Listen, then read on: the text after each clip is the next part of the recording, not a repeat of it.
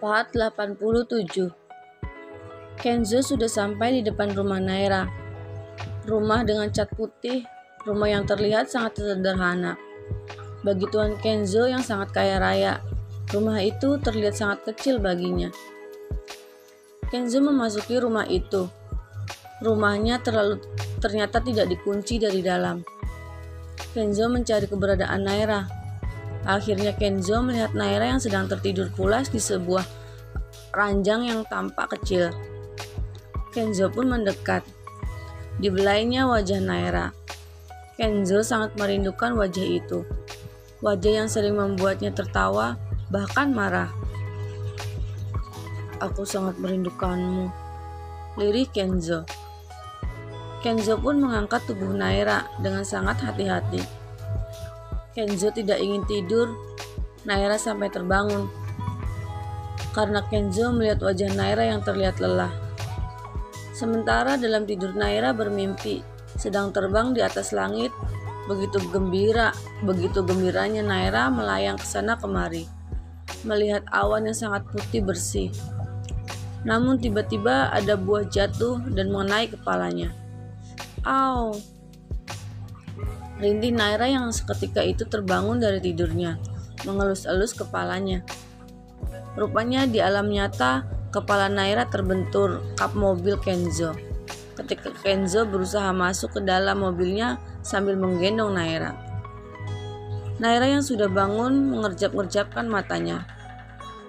Tatapan matanya bertemu langsung dengan mata biru Kenzo. "Jim, kau itu bukannya membantuku?" Pakai Kenzo ke arah Jimmy. "Tapi Tuan, tadi Tuan tidak memperbolehkan aku membantumu," ujar Jimmy yang tampak kebingungan. "Kau ingin mati ya?" Gumam Kenzo menatap Jimmy dengan sangat kesal karena tidak bisa diajak kerjasama. Jimmy pun hanya diam menggelengkan kepalanya, lalu masuk ke pintu depan mobil. Naira yang masih bingung pun langsung sadar bahwa tadi dirinya sedang tertidur di dalam kamar, dan sekarang ia berada di pangkuan Kenzo. Dengan masih menatap wajah Kenzo, Naira langsung pindah dan duduk agak menjauh dari sisi Kenzo. Naira memalingkan wajahnya ke arah jendela pintu mobil. "Jim, bilang pada nyonyamu, apa dia sudah sadar semua kesalahannya?" Pakai Kenzo dengan sangat keras hingga Naira pun mendengarnya. "Tuan, itu," ujar Jimmy tampak bingung. "Tidak perlu kusampaikan juga, Nyonya Naira pasti bisa mendengar suara kerasmu, Tuan," gumam Jimmy dalam hati. "Jim, aku tidak suka jika perintahku diabaikan," pakai Kenzo. Jimmy pun menghela nafasnya. "Nyonya, Tuan bilang apa Anda sudah sadar akan kesalahan Anda," ujar Jimmy dengan wajah datarnya.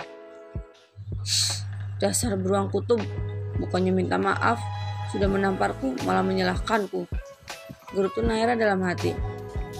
"Jim, bilang pada tuanmu, aku atau dia yang punya kesalahan, dasar manusia egois," pakai Naira dengan sangat keras.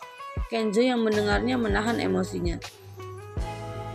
Sepertinya akan ada perang dunia lagi," gumam Jimmy dalam hati, dengan wajah yang sudah suntuk.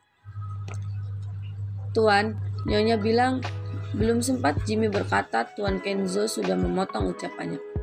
"Jim, bilang padanya, jika sekali lagi dia berani kabur, aku tidak akan segan-segan mengurungnya," ujar Kenzo. Belum sempat Jimmy berbicara. "Bilang padanya, siapa yang kabur? Kalau aku mau kabur, aku akan pergi jauh dan ke tempat di mana tuanmu tidak bisa menemukanku," ujarnya dengan sengit menahan emosinya. "Aku akan menemukanmu dimanapun kau berada, di ujung dunia sekalipun," gumam Kenzo dengan wajah dinginnya, menatap ke arah depan tanpa melihat Naira. Naira yang mendengarnya Kenzo berbicara, ada perasaan yang menyentuh hatinya. Ditatapnya wajah Kenzo, lalu memalingkan lagi wajahnya ke arah jendela mobil. Sepanjang perjalanan berikutnya, Kenzo dan Naira diam membisu. Jimmy melihat Tuan dan Nyonyanya melalui kaca spion. Hanya bisa menghembuskan nafasnya dengan kasar. Mereka itu seperti anak kecil saja, gumam Jimmy dalam hati. Mobil pun sudah sampai di mansion Tuan Kenzo.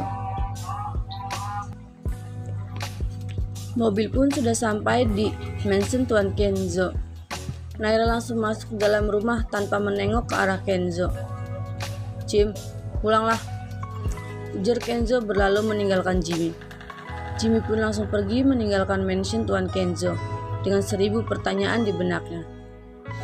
Apa Tuan dan Nyonya akan berperang dunia lagi? Ataukah akan berabaikan? Gumam Jimmy dalam hati. Sementara itu, Naira yang sudah masuk ke dalam kamar langsung menuju kamar mandi. Naira ingin berendam di dalam air hangat. Tubuhnya sangat lelah sekali. Setelah selesai mandi, Naira pun langsung memakai handuk jubahnya. Saat keluar, Naira melihat Kenzo sudah duduk di sofa yang ada di dalam kamar, menatap Naira dengan sangat intens. Naira tidak menggubris keberadaan Kenzo, langsung menuju lemari pakaian mengambil pakaian gantinya. Kenzo mendekati Naira dan langsung merangkulnya dari belakang. "I'm sorry," bisik Kenzo di telinga Naira. "Untuk apa? Kau kan tidak merasa bersalah," ujar Naira membalikkan badannya. Memegang tangan Kenzo berniat melepaskan pelukan Kenzo. Namun Naira terkaget melihat tangan Kenzo yang diperban. "Apa ini sakit?" tanya Kenzo mengelus pipi Naira. Naira hanya diam menatap Kenzo. Perasaannya campur aduk. Ada rasa marah, ada rasa kesal, dan ada rasa rindu ingin memeluk tubuh Kenzo. "Aku tidak sengaja.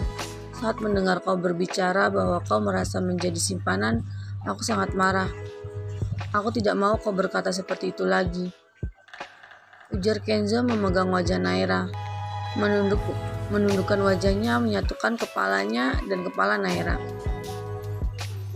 "Kau boleh balas menamparku," ujar Kenzo mengambil tangan Naira memukulkan ke pipi Kenzo. Namun Naira hanya diam. "Berjanjilah padaku, semarah apapun dirimu, kau tidak boleh memukulku lagi," ujar Naira menahan air matanya agar tidak jatuh. Tapi air mata itu akhirnya mengalir juga di pipi Naira. "I promise, honey," ucap Kenzo mengecup kening Naira dan menghapus air mata Naira dengan tangannya. Naira meraih tangan Kenzo yang diperban. "Ini kenapa?" tanya Naira masih dengan memegang tangan Kenzo.